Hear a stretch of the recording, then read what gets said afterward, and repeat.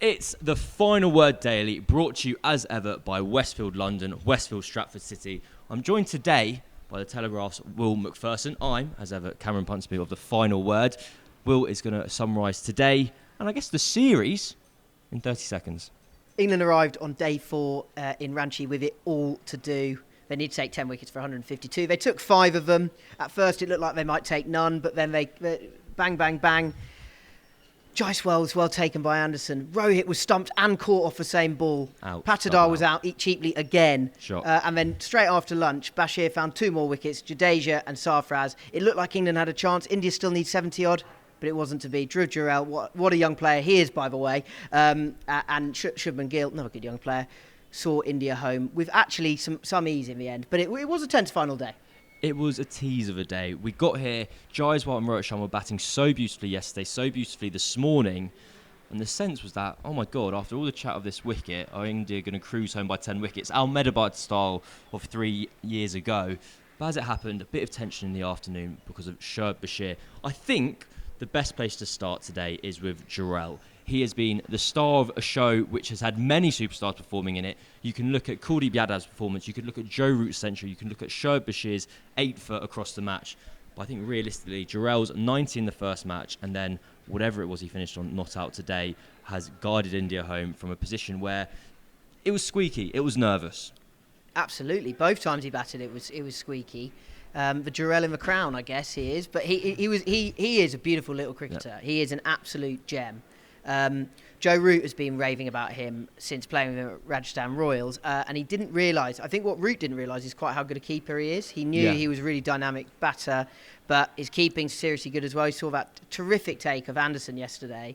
Anderson got a pair, by the way, which is quite rare. Everyone's going to talk about Ollie Pope's pair, but Jimmy Anderson got a pair as well. That had a bigger impact on the game, I thought, Anderson's pair. Yes, I agree. But yeah, Jurel, just today, there was a load of tension in that situation. He came in with Bashir on a hat-trick.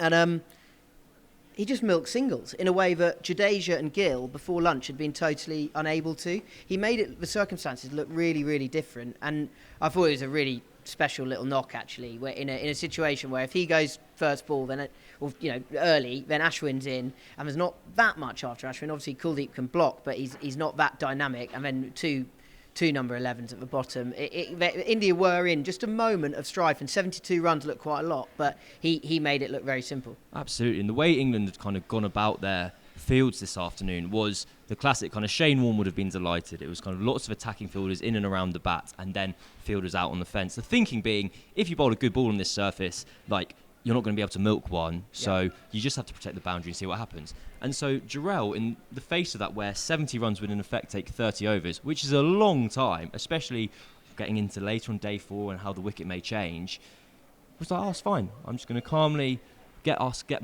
India there. And what I really enjoyed at the end is you forget, because India wins so much out here and they're such a strong team, you forget that how much kind of emotional investment from their side goes into winning these fixtures. And I was on the other side of the ground when the winning moment happened. And it was massive fist bumps from Shubman Gill, who's out there, finished on around 60. Massive fist bumps from Rohit Sharma, turning around to the crowd, kind of giving it the big ones. And it's their incredible records continues. They'll go on another 20 million years before they potentially lose out here. From an English perspective, Ben Stokes has kind of reacted in the way we'd expect Ben Stokes to react. He talks about how great a test match it is. It's just a shame England have come out on the wrong side. But it is ultimately the first time that Stokes and McCullum have lost during their Bazball era. Do you think it's going to impact their philosophy in any way, shape or form? I don't think it'll impact the philosophy. I do think it's possible that it signals just a start of a few changes to the team. Okay. Essentially, this team has now done a shift of 2 years under Stokes and McCullum. It's been largely the same players. Obviously, in these conditions, you bring in a few new spinners, you bring in Bashir and Hartley, those kind of players. But largely, it's been the same set of batsmen since they started out in Pakistan. When Duckett came back, they kind of settled on their group of 7 batters and plus folks comes in these conditions. Harry Brooks obviously not around at the moment. But I wonder whether we might just start to see some tweaks to that. The next big challenge for England, and I don't want to look at it in too much of an English Ashes lens, but is 25, 26. The year 2025 is enormous for England. India are coming at home. Oh my God. And then they're going for an Ashes after that. They are two enormous, epic 5-test series. And I think England might use some of the remainder of this year where their challenges aren't as great and they aren't as new.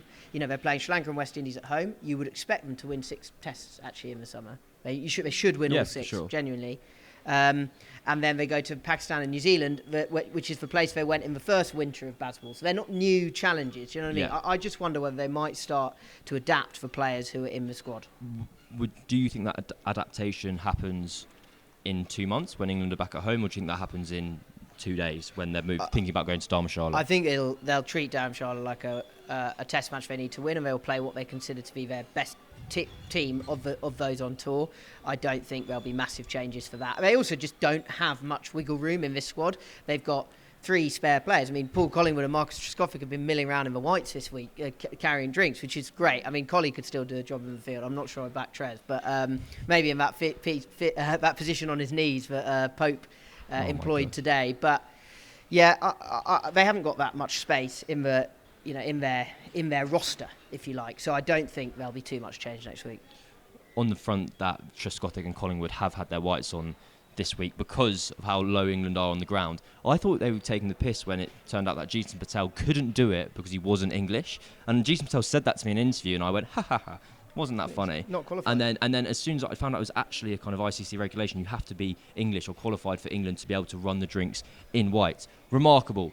Someone who is qualified for England and is potentially going to be playing for a very, very long time is Shoaib Bashir, who finished this match with 8 wickets, 5 from the first innings, 3 in the second. He bowled about 70 overs, which, when you think he came into this series having bowled 200 first-class overs in total, is a remarkable feat for anyone, less known someone of his inexperience.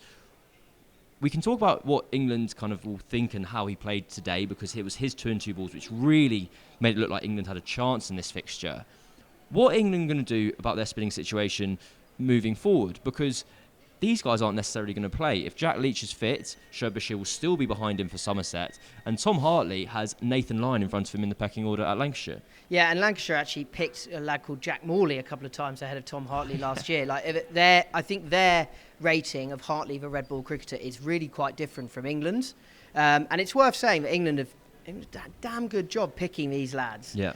Off the back of very little county cricket and a system that ultimately is working against young spinners. England have sort of, I wrote a piece about it the other day, but it's like the reverse of modern selection, where statistics are everything.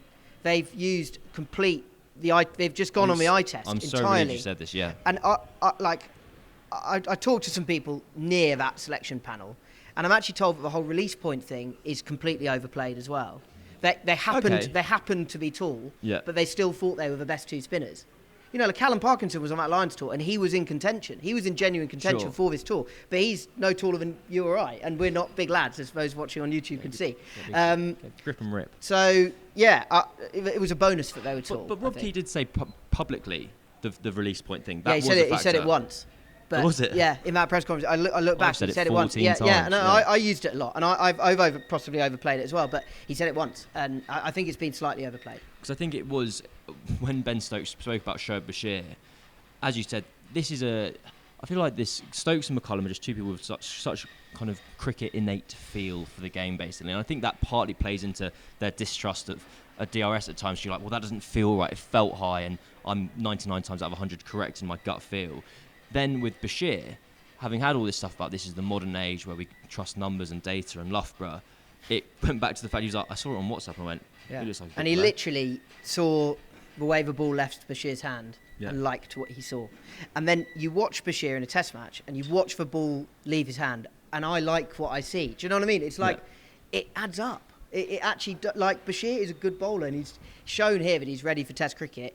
There's obviously a lot of noise about Liam Dawson particularly, but you hear a bit about Will Jacks, who's obviously a very dynamic batter, but not. I don't think he's a terribly polished spinner, and I think he would have really struggled in these conditions. Dawson, who knows, but I think he would have been done damn well to do better than Hartley or Bashir. Back to today's action. So India raced along. They were around 80 for none. They were going at fives. I think it was 84 for none after 19 overs. Then Jaiswal got out. Joe Root came back into the attack, which I'm going to be honest, I love Joe Root's bowling probably more than anyone else in the world. But whenever he's bowling and having to get out of very good players, I go, oh, this is why England are going to lose because he's not Jadeja. But it was just an end swapping over, and he picked up Jaiswal, which is like the biggest wing. We've been talking a little bit about it in the press box this week, and like we've actually started comparing Jaiswal to Steve Smith in the Ashes, all those Ashes series, 17, 18, 2019. You don't actually think Australia can lose a game until Steve Smith's out, and it's been the same with Jaiswal here. You're like, no, well, he's in. The other day when he had 70, but wickets were falling around him, you're like, oh, it's fine though, because Jaiswal's still there. He's not nailed on for 150 red, but it wasn't to be in this game. And you could see how important a wicket he was by Rohit Sharma's reaction. The camera panned to him afterwards, and he was spewing about it. He knew that he had kind of opened the door for England. And the breaks on the match just got hit very dramatically. India didn't get another boundary off the bat for 30 overs. It went from a match which was potentially going to finish in the first session to potentially going to reach the end of the second session. We then had, I'm trying to remember the kind of wickets 2 and 3 in my head.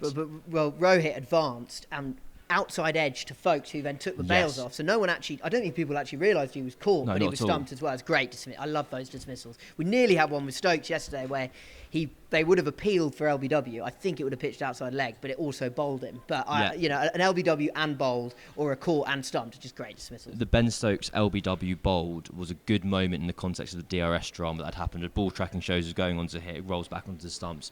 The third wicket, look, the point of the match where it became possible that England actually thought they might win was the double strike from Shoaib Bashir.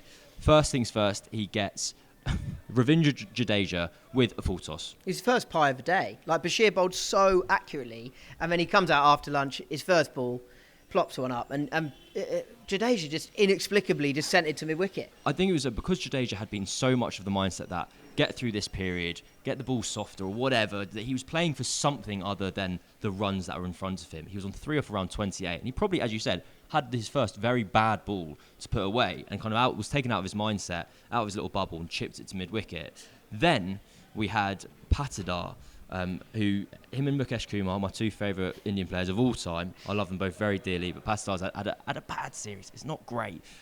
He went for a duck, caught round the corner by Ollie Pope, and then it was the case that Sarfaraz card. Have I got this in the right order? You got them in the wrong order, but Patidar went before lunch, and then Jadeja and Sarfaraz went bang bang after lunch. But both Patidar, I can see why you're confused, because both Patidar and Sarfaraz were caught well at short leg by Ollie Pope. Yeah, I'm just a bit concerned about my short-term memory, to be honest, given I was right here watching it. But when Sarfaraz Khan turned around the corner, England was so confident in their appeal, which I was surprised at how confident they were, given the faintness of the edge. Everyone celebrated, and kind of when they discovered that it was being given not out on the field, Ben Stokes didn't even take anyone's opinion. He kind of told everyone to calm down, we'll send it upstairs. It was that point when kind of Shubman, Gill and Jurel took control of the match. Calm. The only slight chance I can remember was when Jurel went for a big shot to take Hartley over the top, and it just spanned just short of Bashir at backward point. Yeah. But aside from that, it was it was a bit of I've been thinking of this as the Game of Thrones series of cricket, in terms of such entertainment, incredible, everyone's invested, everyone's amazed by it, and then the finales I found slightly disappointing because England kind of threw it away yesterday, and then it reminded me of that again today when Jurel and Gill. Basically, I wanted entertainment. I wanted it to be 1 wicket to win with 10 runs to go, whatever. It wasn't to be. I'm sure we're going to be in for more entertainment next week. We're going to move on to the Final Word Hall of Fame. There's going to be some very slickly edited copy inserted right here. Time for the Final Word Hall of Fame, as ever brought to you by Westfield London, Westfield Stratford City. Have you left booking your summer getaway to the last minute? Not sure if you can stretch it to it given the current economic climate, or just sick of, to quote Jeff Thompson, getting fucking drowned out here. Head into TUI at Westfield Stratford City for the end of February to take advantage of some amazing holiday deals. Going to the travel agent might feel like a quaint throwback, but there's something to be said for asking someone else to do all the legwork for you, so you can just relax and enjoy your precious time off. They've got a bunch of offers on a variety of packages and destinations, including up to £250 off, deposits from £60 per person, and more free kids places than ever before. Terms and conditions apply, but get into TUI and get the hell out of this soggy English weather, like me and Will have. Author's note, I'm writing this as it pisses down outside. The weather might be different when you read it, but the point still stands. English weather sucks. That's why we're going to Dharmashala in 1 week, where it's about minus 17 degrees. Perfect. Right. Thank you very much, Will. We're moving on to the Hall of Fame. Bosh. I'm going to start with my Hall of Fame. I'm going to go with the yet more umpiring potentially controversy. Tom Hartley's LBW appeal against Jaiswal. It was a further potential argument. I don't know if I even agree with what I'm about to say, for specialist third umpires, because Joel Wilson, for the second time in the match, it looked as if it was bat onto pad, and he's given it as an inside edge. It probably wasn't going to be out LBW anyway, because Jaiswal was so far down the wicket. But let's group this together as one big final word Hall of Fame. Do you think there's a need for specialist third umpires? My personal opinion is I completely understand the argument, but I don't understand why, if we can sit on the sidelines of some people who have never done it and go, that's been bat on pad, whether it was or wasn't, you need to then be trained up specially to do so. Yeah, I kind of agree with you, that second point. What I would just say about the umpiring in this game and the umpiring in this series is that must have been a genuine nightmare. Absolutely. To umpire a game on. I mean, imagine that game. I look at, there was quite a lot of noise about umpires call in this series, obviously, and I look at some of Bashir's wickets in the first innings here. Obviously got 5. I think at least 3 of them were umpires' calls. Yep. But they all looked absolutely dead to me, and I thought the umpire was bang on to give them. I would never have never questioned that decision. Just such hard work. Joel Wilson, yeah, I agree. He does seem to have a little problem. Joe Root got away with one. I don't think Jaiswal would have been out today. No, I don't think it was a good review anyway. But I don't think England should have lost for review for the inside edge. I think they should have lost for review because it was missing or pitching outside or whatever. Correct. But yeah, he does seem to have a little bit of problem identifying whether bat is hitting pad or hitting ball. But yeah, it's not brilliant. It's not ideal, but yeah, look, it also has been a series where I joked before the tour that it was the Cry More tour, and there's been loads of crying on both sides. There's been too much talk about DRS, which is largely highly effective, so nearly Correct. Really good, probably the best adjudication system in a team sport. Yeah.